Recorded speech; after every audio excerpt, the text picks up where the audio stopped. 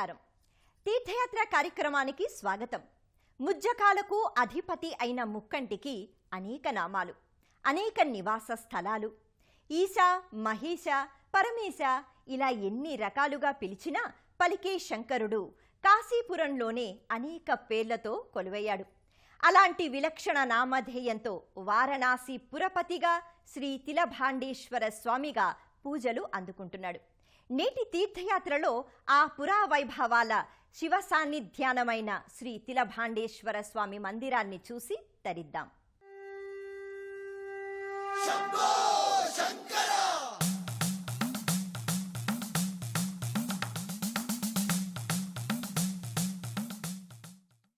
గంగా తరంగ రమణీయ వారణాసి అంతటా లెక్కలేనన్ని ఆలయాలు. వాటిలో ఎక్కువగా శివుడు వివిధ నామాలతో కొలువైన శైవాలయాలే ఉన్నాయి. వాటిలో వారణాసిలోకెల్లా అతి పురాతనమైన ఆలయం శ్రీ తిలభాండేశ్వర మహదేవు మందిరం. పేరులోనే ఎంత విలక్షణీయత ఉందో అంతే విలక్షణంగా ఈ మందిరం విరాజిల్లుతోంది. స్వయంభూవై వెలసిన అతిపెద్ద శివలింగం. అది కూడా ప్రతి ఏడూ ఒక్కొక్క నువ్వు గింజంత పరిణామంలో పెరుగుతూ వస్తోన్న అపురూప శివలింగం తిలభాండేశ్వర మహాదేవలింగం. తిలధాన్యం పండే పొలంలో, అంటే నువ్వు పంట చేలుండే ప్రదేశంలో వెలిశాడని, ఆ కారణంగా ఈ శివలింగాన్ని తిలభాండేశ్వర మహాదేవుడని పిలుస్తారని ఇక్కడి వారు చెబుతారు. నల్లని గుండ్రాయిలా ఉండే ఆ పెద్ద శివలింగం చూసిన కొద్దీ ఏదో తెలియని మహిమాన్విత శక్తి ఆ లింగాకారంలో తాండవిస్తోంది అనిపిస్తుంది. ఏ పురోహిత మధ్యవర్తిత్వం లేకుండా నేరుగా భక్తులే తమ చేతులారా తాకుతూ ప్రియమారా అభిషేకించి అర్చించుకునే అవకాశం తిలభాండేశ్వరుని వరప్రసాదంలా ఈ ఆలయ సందర్శకులకు దక్కుతుంది. ఆ కైలాస గిరివాసుడు ఎక్కడ కొలువుదీరినా ఆ ప్రాంతం అపర కైలాసమే. వారణాసిలోని ఈ తిలభాండేశ్వర ఆలయంలో ఎన్ని విశేషాలు, ఎన్నెన్ని అపురూప దర్శనాలు, ఇంకెన్ని ఆరాధనా వైభవాలో చెప్పనలవి కావు. తిలభాండేశ్వర ఆరామ వైభవ ప్రభావాలను ఎంత వర్ణించినా సరిపోదు. కనులారా చూసి తరిద్దాం. ఉత్తర భారతీయ ఆలయ ఆగమశాస్త్ర నిర్మాణ రీతిలో నాగరశైలి స్తూపాకార గోపురాలు, గర్భాలయ ఉపమందిరాల విమాన శిఖరాలు చూడచక్కగా అలరారుతుంటాయి. పలు గుమ్మటాల సముదాయంగా గగనాన్నంటుతోందా అన్నంత ఎత్తుగా ఉంటాయి అవి. జేగురు వర్ణంలో మిలమిలలాడుతూ ఆకాశానికి ఎగసిపోయే త్రిశూలం మాదిరిగా ఎత్తుగా కానవస్తాయి. ఆ గోపుర శిఖరాల కొసన ఉన్న త్రిశూలం తెల్లతెల్లని మేఘమాలికల మోముపై ఓం నమఃశివాయ అనే పంచాక్షరి లిఖిస్తోందా అన్నట్టుగా ఉంటుంది. కాషాయ ధ్వజం శివశివ భవభవ అన్నట్లు రెపరెపలాడుతూ ఉంటుంది. గోపుర శిఖరాలపై యోగాసన భంగిమలో ఉన్న విప్రుడు శిల్పితమై ఉంటాడు. ఆలయ ముఖమంటపంలోకి అడుగిడిన భక్తులకు ఎదురుగా అతి భారీ పరిణామంలో నల్లని శివలింగాకారంలో శివకోటి స్తూపం ఒకటి అందరినీ ఆకర్షిస్తుంటుంది. పెద్ద శివలింగం చుట్టూరా ప్రదక్షిణలు చేస్తూ ఆ భారీ శివలింగాకారంలో ఉన్న పలు శిల్పాలను భక్తులు దర్శించుకుంటారు. ముఖమంటపంలో 2 ప్రవేశాలున్న నలుచదరపు గర్భాలయం విలక్షణ రీతిలో అలరారుతుంటుంది. ఆ గర్భగృహానికి చుట్టూరా అనేక ఉపాలయాలు, అనేక శివలింగాలు ప్రతిష్ఠితమై ఉన్నాయి. ఆ ముఖమంటపంలో జరిగే క్రతువులు, తిరుగాడే భక్తుల వేషభాషలు అన్నీ బెనారసీ మలయాళీ సంస్కృతుల అపూర్వ సమ్మేళనం. సత్యం, శివం, సుందరం. ఈ ఆలయాన్న నిత్యం అదే అనుభవం. ఈ మందిరాన్న శివుడు తిలభాండునిగా వెలవడం సత్యం. ఈ మందిరంలో ఎటు చూసిన లింగాకారాలమయమైన శివం. ఆ శివునికి జరిగే అర్చనల సంరంభం అత్యంత సుందరం. తిలభాండేశ్వరుని అభిషేకాలు, అలంకరణలు చూసి మనము తరిద్దాం. 2 వైపులా ప్రవేశ మార్గాలున్న గర్భాలయంలో తిలభాండేశ్వర మహాదేవుడు విరాట్ శివలింగ రూపాన దర్శనమిస్తాడు. తిలాధాన్యం సేద్యం చేసే చేనులో స్వయంభువుగా వెలసి ఏటా తిలమంత అనగా నువ్వు గింజంత పరిణామం పెరుగుతూ పెరుగుతూ ఇదిగో ఇలా ఏ పరిణామానికి తిలభాండేశ్వరుడు అవతరించాడంటే ఎంతటి పురావైభవంతో ఈ శివలింగం మహిమాన్వితమయ్యిందో ఈ దృశ్యం చెప్పకనే చెబుతోంది. నల్లని గుండ్రాతిల గర్భాలయమెంతుందో అంతగా ఎదిగి ఒదిగిన తిలభాండునిపై తెల్లని త్రిపుండ్రాలు, ఓంకార చిహ్నం తీర్చిదిద్దబడి ఉన్నాయి. ఆకాశధారాపాత్ర నుంచి నిరంతర జలాభిషేకం జరుగుతూనే ఉంటుంది. మరోవైపు భక్తులే స్వయంగా తాము తెచ్చిన అభిషేక జలాలతో, పంచామృతాలతో అభిషేకిస్తారు. తిలభాండేశ్వరునికి నీలశంఖపూలు, బంతి, చేమంతి, మందార పూలతో అర్చించడం పరిపాటేగాని అర్కపుష్పాలు అనబడే జిల్లేడు పూల అర్చన ఓ ప్రత్యేక అర్చనగా సాగుతోంది వారణాసి అంతటా. గర్భాలయం బయటే ఉన్న తన స్వామికి ఎలాంటి సేవ జరుగుతోందో పర్యవేక్షించే బసవన్న ముంగాలిపై ఎప్పుడు శివాజ్ఞ అయితే అప్పుడు లేచేలా కూర్చొని ఉంటాడు. ఆ నందీశ్వరుని చెవిలో తమ వినతులు తిలభాండునికి తెలియజేయమని విన్నవించుకోవడం ఈ ఆలయ ప్రత్యేకత. తిలధాన్యం పండే లోగిలిలో ఆవిర్భవించి తిలభాండేశ్వరుడా అనిపించుకున్న ఈశ్వరుని కోవెల అత్యంత రమణీయంగా, సకల దేవతా నిలయంగా వెలగొందుతోంది. ఈ ఆలయానికి వచ్చిన తీర్థయాత్రికులకు దర్శనమివ్వని దైవం అంటూ మిగలరేమో అన్నంతమంది దేవీ దేవతలు పలు ఉప ఆలయాలలో కొలువయ్యారు. ఆ ఉప ఆలయ దేవతలందరినీ మనము దర్శించుకుందాం. శివుడెక్కడా అంటే కైలాస కోలాహలం ఎక్కడ కొలువై ఉంటుందో అక్కడ అన్నంత సందడిగా ఈ తిలభాండేశ్వర మహాదేవ ఆరామం అలరారుతోంది. గర్భాలయంలో స్వయంభూ తిలభాండుణ్ణి దర్శించుకున్న భక్తులు ఆ పక్కనే ఉన్న శ్రీ కామేశ్వర మహాదేవు మందిరానికొస్తారు.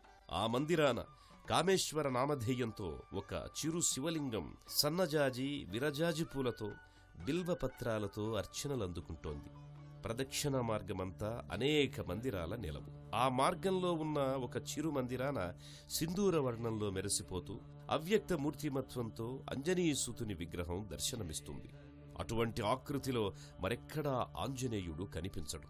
అంతటి విలక్షణాకార హనుమను మనసారా అర్చించుకుంటారు. మరోచోట తెలుగు భక్తజనులు ప్రతిష్ఠించిన శివ పంచాయతనంగా చిరు విగ్రహాల సముదాయం కానవస్తుంది. ఆ సముదాయంలో చిరు చిరు నందుల సేవలో చిరు చిరు శివలింగాలు అనేకముంటాయి. శివభక్తులు, శైవాగమ ప్రచారకులు, శైవారాధకుల విగ్రహాలు కూడా ఆ సముదాయంలో ఉంటాయి. ఆ ప్రదక్షిణా మార్గంలోనే శ్రీ మార్కండేయ మహాదేవ శివలింగ మందిరంలో తెల్లని శివలింగం, ఆ పక్కనే నల్లని పానవట్టంపై గోధుమవర్ణ శివలింగం ఎంతో ఆకర్షణీయంగా ఉంటాయి. మరో మందిరం మరెంతో ఆకర్షణీయమై వెలుగొందుతూ ఉంటుంది. అదే శ్రీ గౌరీదేవి మందిరం. ఆ మందిరాన్ని రతన్గఢ్కి చెందిన శ్రీ మాన్ రాంప్రసాద్ నవల్గడియా ముఖాంజీ వారి సుపుత్రిక నిర్మించి శివార్పణం చేశారట.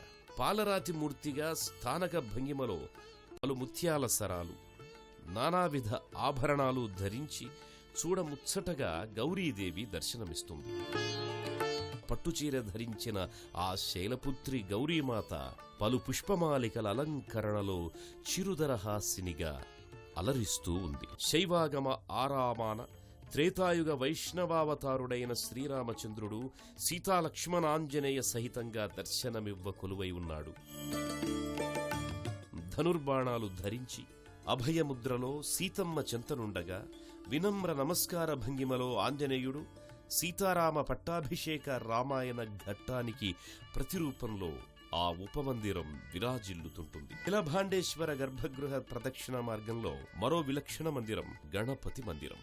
అచ్చమైన గజముఖుడై బొజ్జపై ఒక నల్లని నాగు యజ్ఞోపవీతంలా అలరించగా వినాయకుడు కన్నుల విందుగా దర్శనమిస్తున్నాడు. ఇదే ప్రదక్షిణ మార్గంలో వాగ్దేవి మాత, సరస్వతీమాత ఉపాలయం కూడా ఉంది.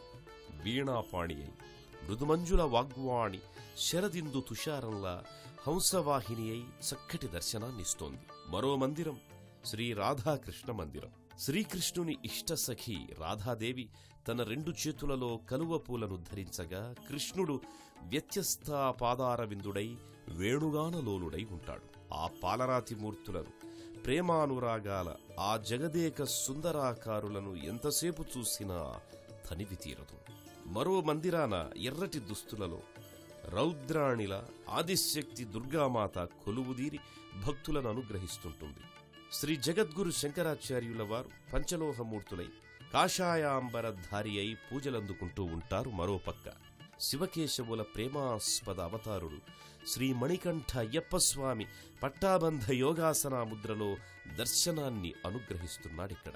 రుద్రాక్షమాలాలంకృతుడైన ఆ శివమోహిని సుతుడు పదునెట్టాంబడి అనే 18 మెట్లకు ఎగువన కూర్చొని నన్ను సేవించే మార్గం ఈ 18 మెట్లను అధిగమించడమే అన్నట్లు ఉంటాడు. జ్యోతి స్వరూపంతో జ్యోతిర్లింగమై వెలిగిన శివదేవుడికి వేరే జ్యోతులవసరమా అనిపిస్తుంది. కాని హారతి కర్పూర కళికల జ్వలన కాంతులలో ఆ పరమశివుని దర్శనం అపురూపమైంది, పరమ పావనకరమైనది. తిలభాండేశ్వరాలయంలో శివునికి ఇతర దేవుళ్లందరికీ జరిగే హారతి నీరాజన సేవ అత్యంత వైభవంగా జరుగుతుంది. గర్భాలయం నిండుగా మెండుగా దర్శనమిస్తోన్న తిలభాండేశ్వరునికి ఒక విశిష్ట అలంకారం రుద్రాక్షల అలంకారం. ఈ అలంకారాన్ని గురించి ఎంత వర్ణించినా అక్షరాలు కూడా సరిపోవు. ఆ దేవుడిచ్చిన నేత్రులతో కనులారా వీక్షించడమే తగినది. ఆ అలంకారం నభూతో నభవిష్యతి, స్వయంగా చూసి తరించడమే తప్ప వర్ణించలేం. ఇంతటి మహామహిమాన్విత తిలాధాన్య చేను ఒడిలో స్వయంభూ తిలభాండేశ్వర మహాదేవ శివలింగాన్ని జీవితంలో ఒక్కసారంటే ఒక్కసారి దర్శించుకుంటే, ఒక్కసారి స్పర్శించి అర్చిస్తే చాలు మోక్షప్రాప్తి, సకల పాప విముక్తి కలుగుతుంది. ఇక ఆ పరమశివునికిచ్చే హారతి పరమ వైభవం. ఆ సమయంలో మ్రోగే ఘంటానాదాలు, చెవులకు సోకే శంఖారావాలు అక్కడ స్వయంగా పాల్గొనేవారికే కాదు, చూసేవారికి కూడా ఒడలు పులకించేలా చేస్తుంది. ఆ మహాహారతి, నక్షత్రహారతి తిలభాండేశ్వరునికి ఇస్తుంటే చూడగలగడం పూర్వజన్మ సుకృతమనిపిస్తుంది ఎవరికైనా. గర్భాలయంలో మొదలైన ఆ మహానీరాజన సేవ ఆ ఆలయంలో కొలువైన ప్రతి ఒక్క దేవదేవుడి దగ్గరికి, ప్రతి దేవేరికి వరుసగా జరుగుతుంది. అందరి దేవుళ్లకు ఇచ్చిన ఆ హారతి కర్పూర కళికల జ్యోతిని భక్తిగా, శ్రద్ధగా, ఆర్తిగా అందరూ కనులకద్దుకొని మనసారా నమస్కరించి, శివా భవ, నా తీర్థయాత్ర సంపూర్ణమయ్యిందయ్యా అని సంతృప్తానంద భరితులవుతారు. త్రినేత్రుడు, త్రిలోక లయపతి అయిన పరమేశుడు ఈ ఆలయంలో తిలభాండేశ్వరుడు. దుష్ట శిక్షణలో ఎంత రుద్రుడో, భక్తులను బ్రోవ అంత భోలాశంకరుడు, అభయంకరుడు. ఈ తిలభాండేశ్వరుని అపార కరుణ గంగాతరంగ ప్రవాహం భక్తుల దరి నిరంతరం ప్రవహిస్తూనే ఉండాలని ఆశిద్దాం.